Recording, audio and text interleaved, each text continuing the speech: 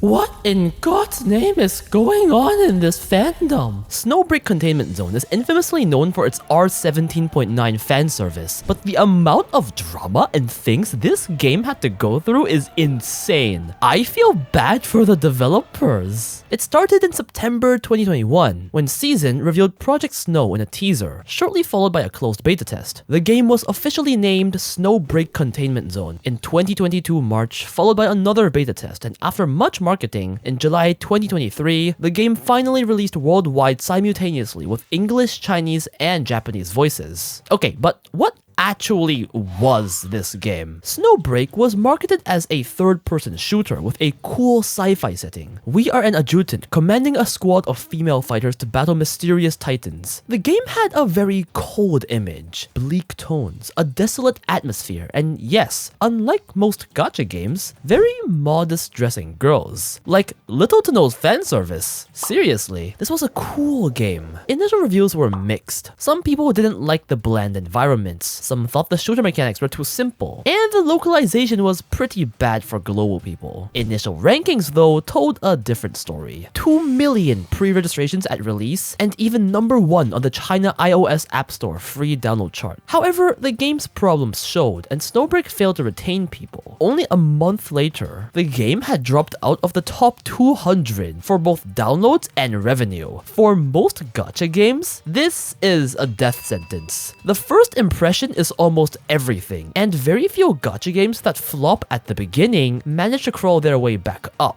The developers knew this, but they didn't want to give up just yet. So only half a year later, at the end of 2023, the developers went with a very bold move, completely shifting the game into a romance dating sim-esque super fan service game. They went full throttle for fan service. At first, it was just swimsuit costumes, and then came intimacy features. Essentially, players could interact with the girls in very, intimate ways. Yo, this position is wild. No, seriously, they pushed what you can show to the limit. Over time, to appease to the male fantasy, I say this unironically, all male characters were removed, including NPCs who were gender bent into girls. Yuri scenes were removed. The game became much more saturated with color, and the overall tone and themes of the game drastically changed to focus on romance. They even changed an old character design by upping their boob size, and eventually, after some time, made the bold decision to up the game's rating to 18+, despite this limiting their advertising capabilities, just so they could go more ham than they already did on fan service. It genuinely became a game where girls with giant tits fawn over you, their commander. This became the new focus of the game, a romance simulator. And the thing is, it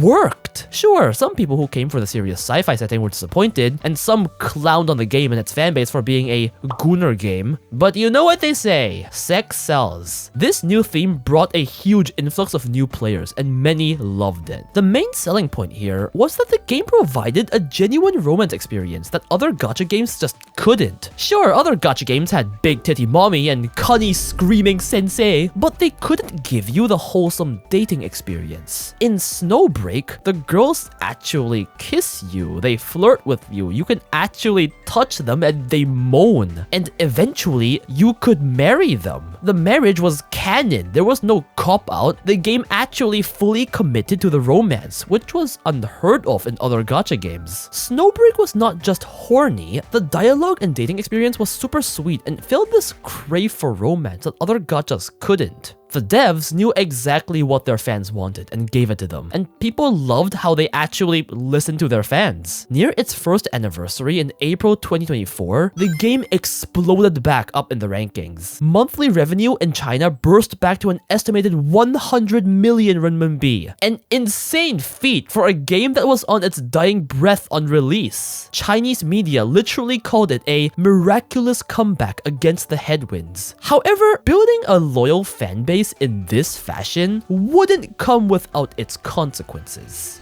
You see, these fans were loyal to their game. This was fine and all, but a bunch of incidents exemplified how the fandom really became toxic. Because of the 18+ restrictions, the devs didn't focus much on advertising. However, people started noticing a lot of lewd ads of Snowbreak on the Kuaishou app in China. The thing is, not only did these ads steal art from other games to use for lewd thumbnails, but these ads actively promoted Snowbreak as a hentai game, which it technically wasn't. These ads were actually not created by the devs, but by some third party who wanted to do this for some reason. While the devs denied it was them, got the ads taken down, and threatened legal action pretty quickly, these ads spawned a bunch of conspiracy theories. Players suspected that it was a sabotage attempt by competitors who were jealous of Snowbreak's success, particularly because they noticed many of the ad accounts linked to a marketing firm, making them believe a rival company hired them. The whole thing turned into a shitstorm pretty quickly online.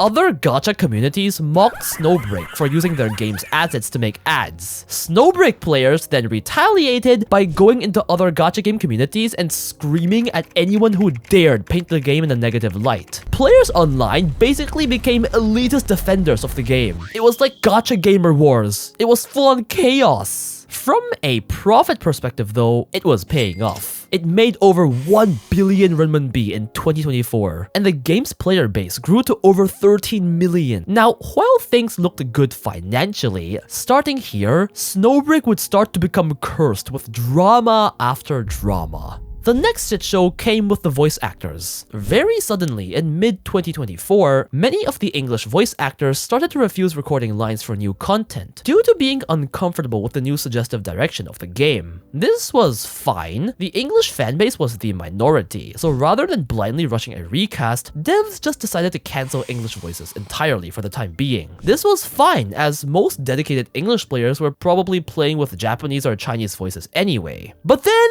the Chinese voice actor struck. Out of nowhere, devs announced a majority of the Chinese voice actors and voice directors would no longer be working with them. By a majority, I literally mean all of them, but like 3 voice actresses. You can imagine the chaos. Though no official reason was given, it's speculated that it's also due to the game's raunchy nature, many fearing a role like this could possibly stigmatize their future career, as China still, let's just say, looks down on these kinds of suggestive works a lot. Thankfully, amongst the panic, the devs responded very quickly, somehow recasting almost the entire cast in a mere few months, and even added voices to previously unvoiced parts of the game, like older side stories. They went overboard in a good way, and despite being sad at the loss of many loved voice actresses, fans were quite happy with how devs responded, breeding more loyalty. By the way, Japanese voice actors were completely unaffected this entire time. I guess they're just used to it. We had peace for a whole nother month until the next incident, and this time it wouldn't end so happy. In August, the game was suddenly hit by a forced censorship, presumably by the Chinese government. Essentially, every super sexy outfit added before the age rating increased to 18+ had to be removed. I assume this has something to do with legal logistics. But yeah, it wasn't even censor the outfits, it was remove them from the shop.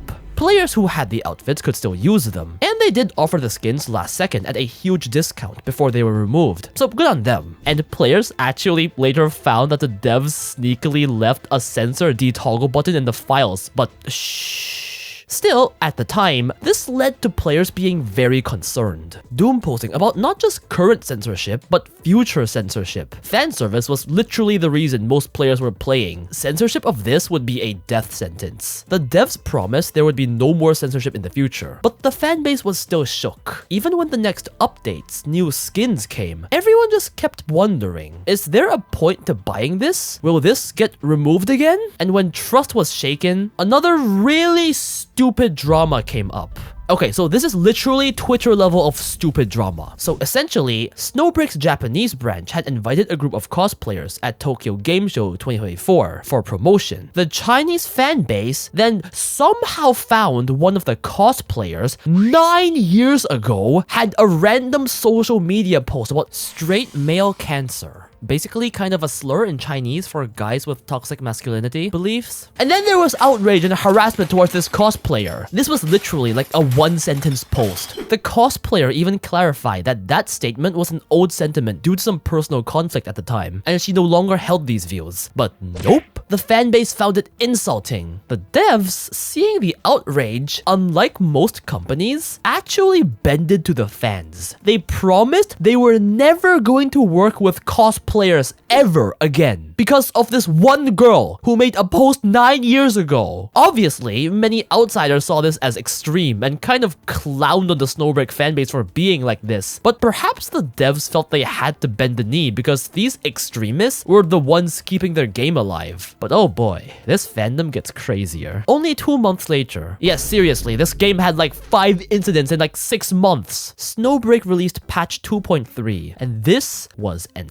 absolute shitstorm. It had to do with the in-game story. A few things. The story referenced past male characters with numbers. People got mad. The new story introduced some Yuri baiting. People got mad. And the most serious one, basically there was this villain who could shapeshift, and shapeshifted into one of the main waifus of the game. It's then implied that the villain does lewd things with a male NPC off-screen, and even moaning is heard. The fanbase perceived this as NTR. They were fucking enraged. Essentially, the Snowbreak fanbase just wanted the game to be about waifus endlessly loving them, and them alone. The fantasy of fantasies. Interaction with other males, Yuri, NTR, all obstacles of their pure wholesome romance fantasy, and they hated it. The NTR one was especially bad. Apparently, all the senior staff were so busy working on other stuff that they delegated the 2.3 story to a writer who had only worked on side content before, ending in this disaster. Quickly noticing the wrath of the fanbase, they had an emergency live stream, apologized, claimed the writer responsible had gone rogue, claimed that they had fired 2 people over this incident, promised their feelings were the same as the fanbase, and that they would also never reference past males again. The lead writer then completely retconned all the events of this patch's story, like they removed the story in the game, and essentially redid the story in a way the players would like.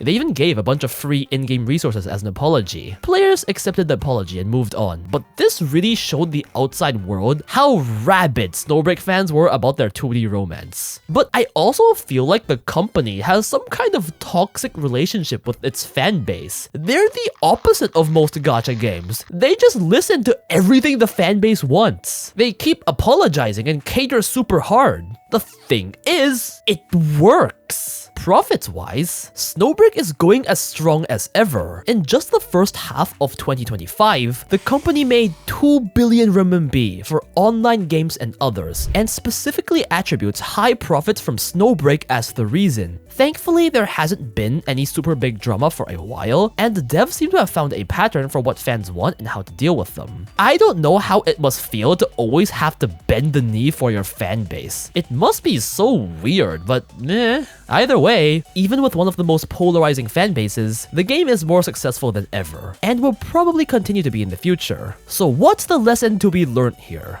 Guys are lonely and big boobs sell. Yup. Special thanks to Vicente Pagani and all my other patrons and members for supporting the channel.